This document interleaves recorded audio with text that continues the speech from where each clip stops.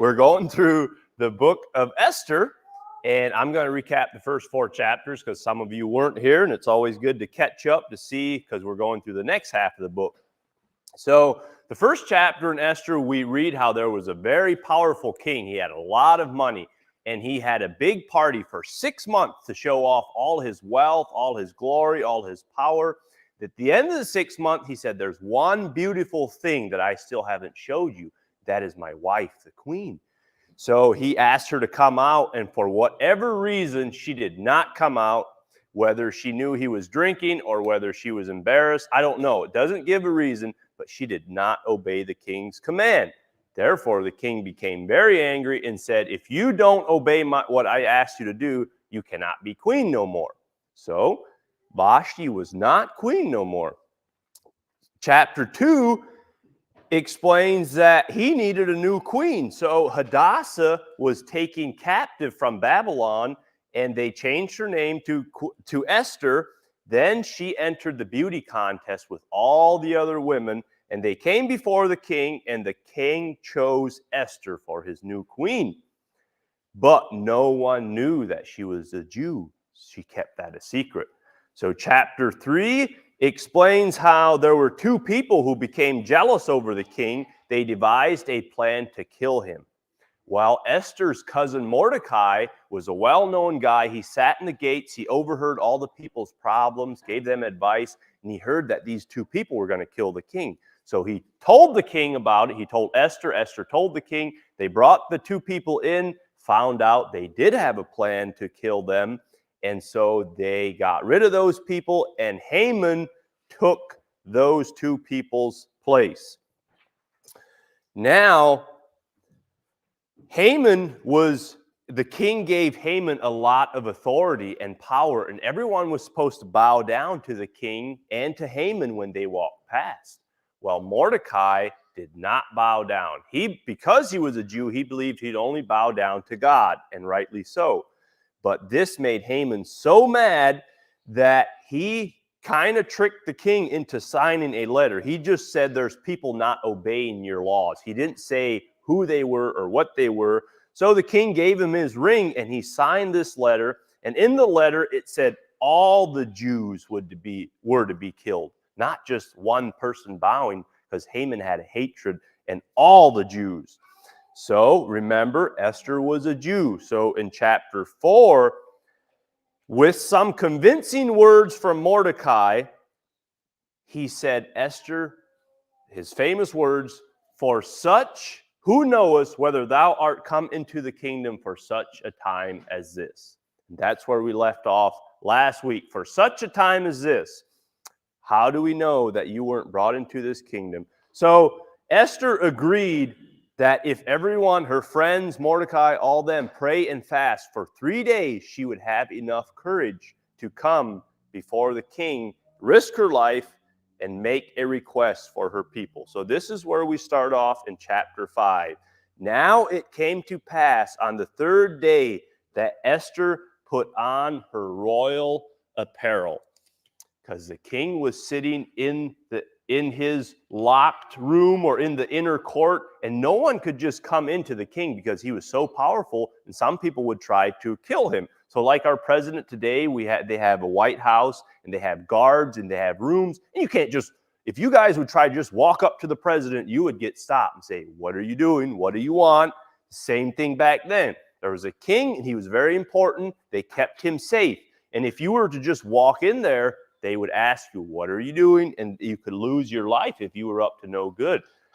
Esther put on her best apparel, and she stood, it says, inside the door. And the king looked up and seen her over against the gate of the house. And it says she obtained favor in his sight. Now, if she would have not obtained favor, the king would not have raised up his golden scepter, and the guards could have taken Queen Esther and killed her, because he didn't want her in there. But he looked, she obtained favor, he rose up the scepter, she came up and touched it, and he said, what do you want? He knew that she wanted something very important to come in there and risk her life for that. And he really loved Esther. So he said, anything you ask, I will give up to you from half of my kingdom. Well, Esther said, if it seem good unto the king, let the king and Haman come this day, and I want to make a meal for you guys. I want to prepare a banquet. Well, of course, that pleased the king, so he said, sure. Esther went home. She prepared a big meal, and that night, the king came, and he knew there had to be a reason. Esther wouldn't just invite him to this banquet with Haman, because if we remember in chapter 4, Esther said, I have not seen the king in a whole month, 30 days. Now all of a sudden you guys want me to go in front of him. Now she's making a meal for him. The king's scratching his head saying, what does she want? What is she trying to ask? She needs something. And so when they came and they were at the dinner table and they had eaten, they were ready to go. And then he asked again. He said, what is thy petition? It shall be granted to thee. What do you want? Even half of my kingdom. Then Esther answered again, my petition and request is, if I have found favor in your sight tonight, if my food was good, can you guys come back again tomorrow night? And the king was like, sure, we can come back. This was good food. So he said, we'll come back again tomorrow night. Now, this is why prayer and fasting is so important. If it would have been me in my time, I would have had Haman there, I would have had king there, and I said, this is what's going on. But because she had prayed and fasted, and God must have not told her what to say right then, or God gave her a plan, or well, we'll just watch and see how the story unfolds, because then we understand why she didn't tell the king what she wanted. So Haman left the banquet, and he was so proud. He was like, it was only me, the king, and his wife at this wonderful banquet. I am such an important man. And he was so joyful as he was walking home. Then he had to pass Mordecai. And Mordecai just sat there at the gate, didn't even acknowledge Haman. And Haman went past him, and he was so mad. He came home and he told his wife and his family. He said, we had such a good meal, but all of it meant nothing, because when I passed Mordecai, he made me so mad I forgot all the joy and the good food that I ate. And they said, well, if you're so mad, you have so much power and authority, why don't you build a big gallows and you can hang Mordecai on it? He said, that's a good idea. He said, you see how tall these trees are? In my own mind, he said, we're going to build a gallows 75 feet tall. And I had to Google this morning to see if there's even a tree in Ohio that would reach 75 foot tall. And the biggest tree says it's a buckeye tree and stands 77 feet tall. So that is, why did he have to go that high? I mean, so everyone can see how much power he had. And everyone is afraid of him. So he told his wife and friends, that is a great idea. I'm going to go build a tall gallows and we're going to hang Mordecai on it. Well, he thought he had a good plan. So he went to bed that night thinking he's going to get up early in the morning before anyone else and go see the king about his new plan that he wants Mordecai. In the meantime, the king tried to go to sleep.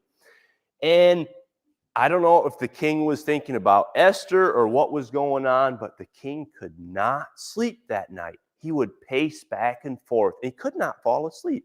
Finally, like maybe some of you children like to have a bedtime story read to you, he said, someone bring me a book and read a story to me. So they brought the book out, and it just so happens that he opened the page and started reading about a story of a guy named Mordecai, who about, I don't know, a couple years ago or a year, however long in the past he had happened, he was reading about the story that Mordecai had found these two guys that wanted to kill the king, and he had told the king about them. The king knew it was true, and they saved the king. Mordecai saved the king's life. And he said, keep reading. What did we do for this Mordecai? How did we reward him? And the guy said, well, there's nothing written in this book that we ever did anything for him. And it must have been early in the morning because the king heard someone walking outside in the hallway. And he said, well, who's walking outside in the hallway this early in the morning? Well, it was Haman, because he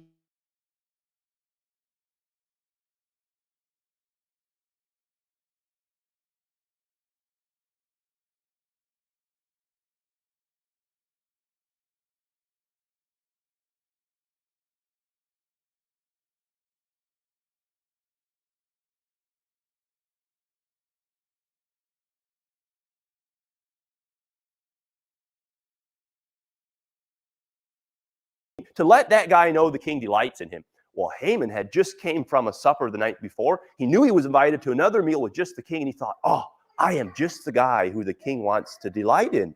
And he started scratching his head, and he thought, oh, if only I could wear this beautiful robe that you have on, king.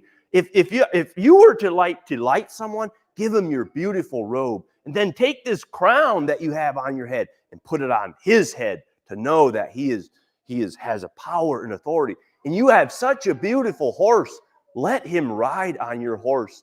And then have a prince lead that horse through the city and let everyone hear how this king delights in this person. And the king said, why, Haman, you have a wonderful idea. He said, everything you have said, do, but do it unto this guy named Mordecai, because he has never been rewarded for what he done to me. And I can about see Haman's face fall.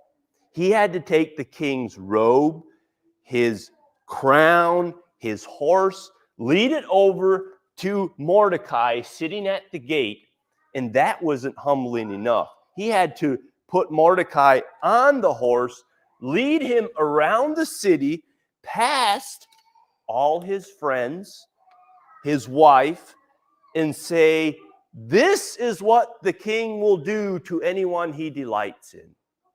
And he had to lead him around. The guy he hated so much was being honored in front of everyone.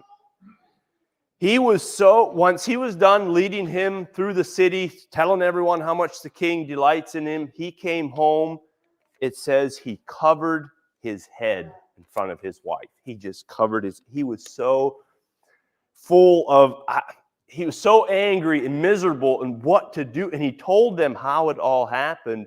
And he'd totally forgotten that he was supposed to go to another banquet that night. So the banquet was already starting, and servants had to come get him, say, Haman, you are invited to another banquet.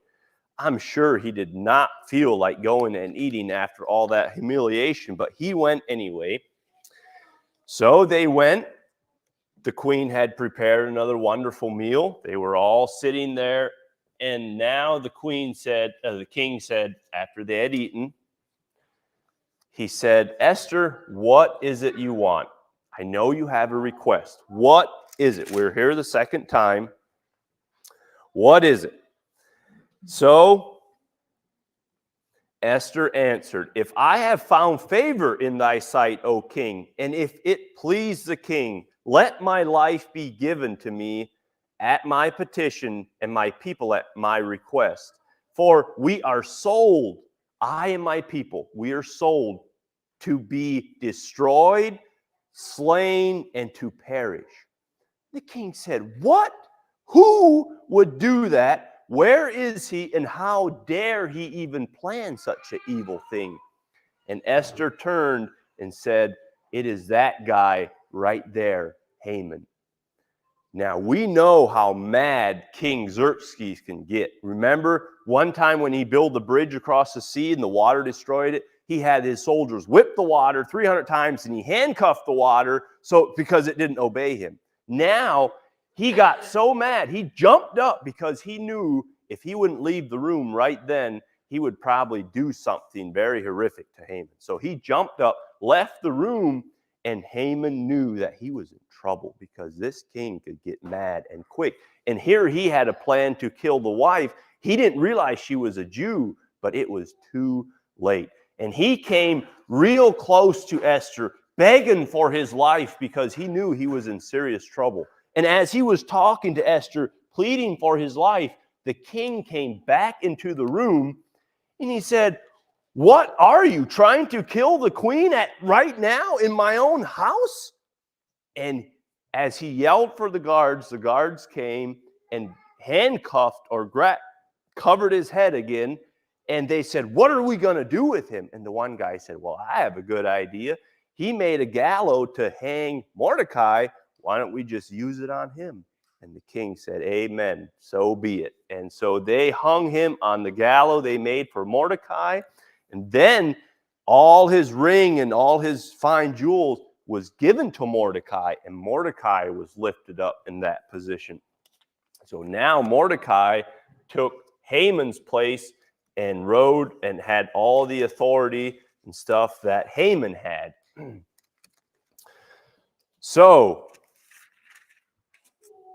that's all fine and good, but there was still a law in effect that said on this certain day, all the Jews would be killed, and they couldn't reverse that law. So again, Esther had to come in front of the king after all those meals, after all that. She went in unto the king again because the day was approaching, and she knew she had to do something. So she went in again, and again he held up the golden scepter, and she walked up, and he said, "What is it that you want me to do?" And she said, "Reverse this letter that you wrote." He said, "It is sealed with my ring. I cannot reverse it." But he said, "I will give you and you and Mordecai the ring the way I did Haman, and you guys can write up your own. What do you want to write up?" And they thought for a while, and they said, "Okay, we'll write up that if you give us weapons to fight back, at least. We don't have anything to protect ourselves. So on that day, if you seal this letter that says we can fight for ourselves, we can fight back, then these letters will go out, and anyone who attacks us, we can fight back. They can't just kill us without any way to fight back."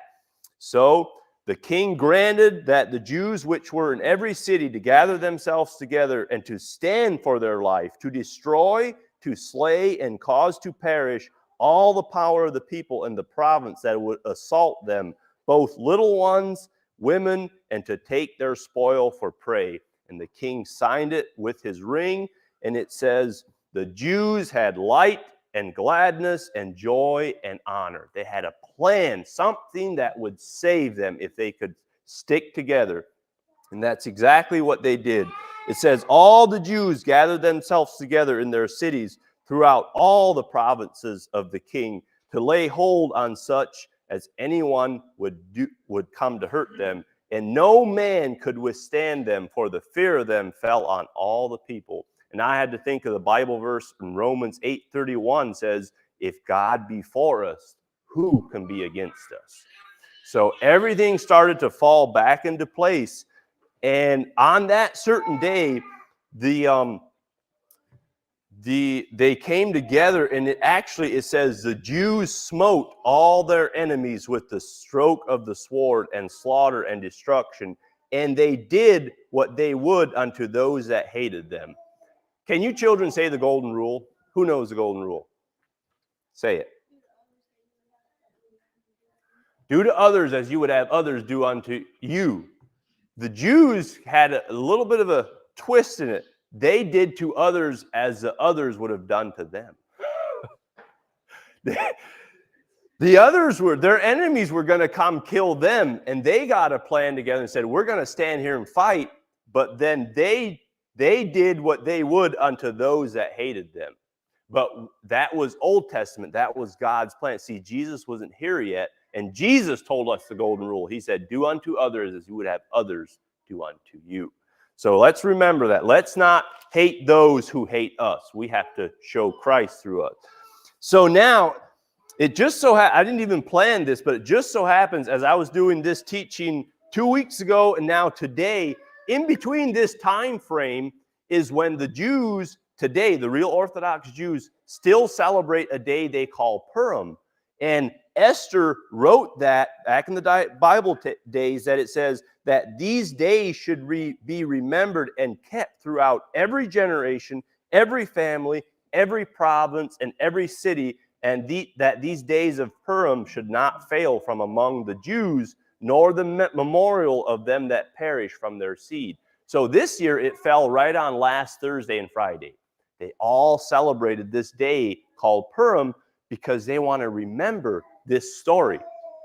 They want to remember how important it is and how they got saved. So my question to you children is, we celebrate a day called Easter. What is Easter all about?